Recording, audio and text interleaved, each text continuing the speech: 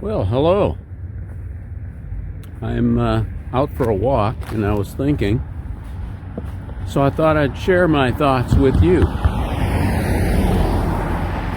We've just come through a national election, and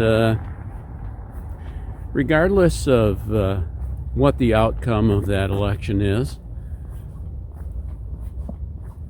a lot of people have placed a lot of hope in the whole process of electing a new president.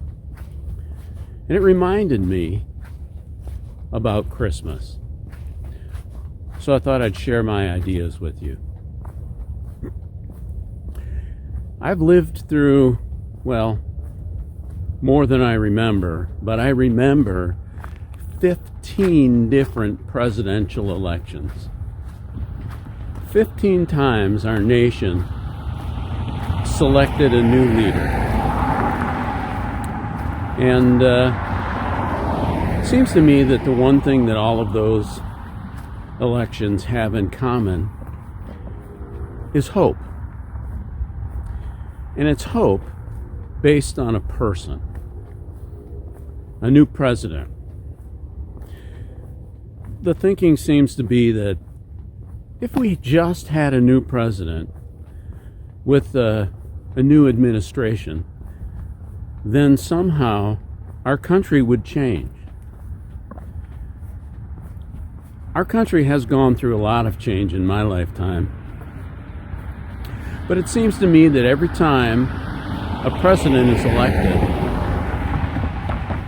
things pretty much continue as they were before he was elected.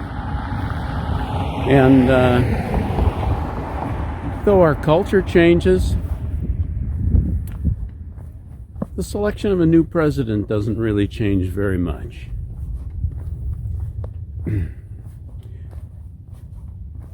That's what Israel was thinking too, back in the first century, and even for centuries before that. Israel was looking for a king, a new king, who would bring in a new kingdom, someone who would be able to unite the nation, someone who would be able to deliver joy, someone who could deliver on the promises of a better life, a better kingdom, maybe a nation unified. We lack that today in America. We're not unified. Oh, there are times that we in our communities can draw together and even begin to look as though somehow we're unified, as though somehow things are bigger than just me. We can get together and make things happen, make things look like we're all on the same page.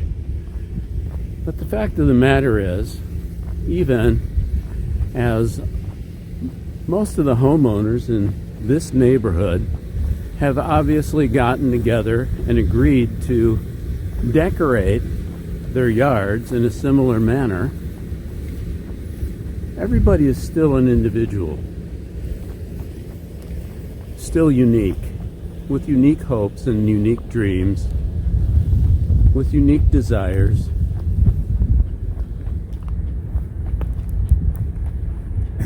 And the chances are that not everyone in this community has agreement about what the election of the president has meant. Look at that. Isn't that a great little neighborhood to live in?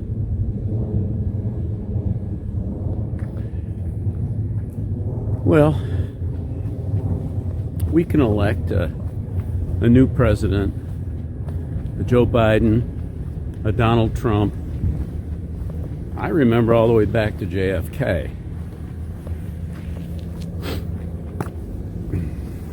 We can elect that, and we can even start to look unified as a nation. The question is, are we really?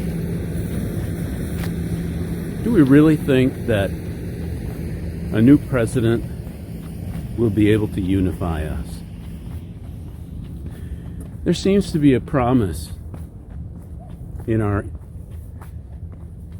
Constitution that we hold on to, that things will be better, that when we, the people, exercise our voice, that we can bring about some real and lasting change. And yet, wars go on. There's still hunger. There's still all of the things that we in our culture are railing against right now. Call it racism. Call it whatever you will. Misogyny. It doesn't really matter. It boils down to one thing. It boils down to sin, to hate. Which is why Christmas is such a great time of year. Christmas gives us hope. Hope built not on a platform of a political candidate or party. Hope built not on the promise of an individual. Hope built not on the appearance of unity. No, Christmas brings us something different. Christmas brings us hope based on a promise. And that promise was made by someone who's able and willing to keep that promise.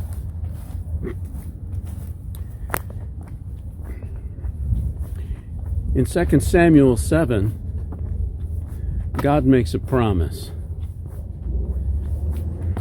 that one day there would be a king, a new king, and that king would deliver on all the hopes, on all of the dreams, on all of the things that we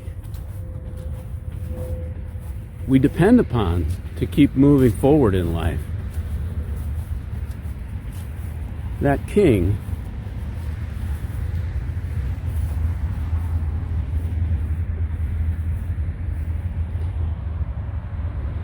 was born in Bethlehem some 2,000 years ago.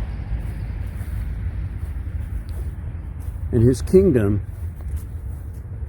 was begun back then.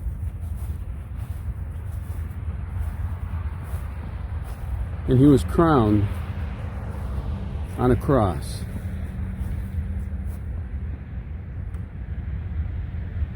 But one day, this king will return.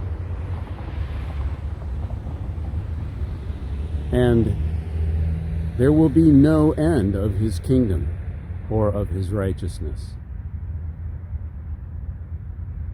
That's what I think of when I consider Christmas.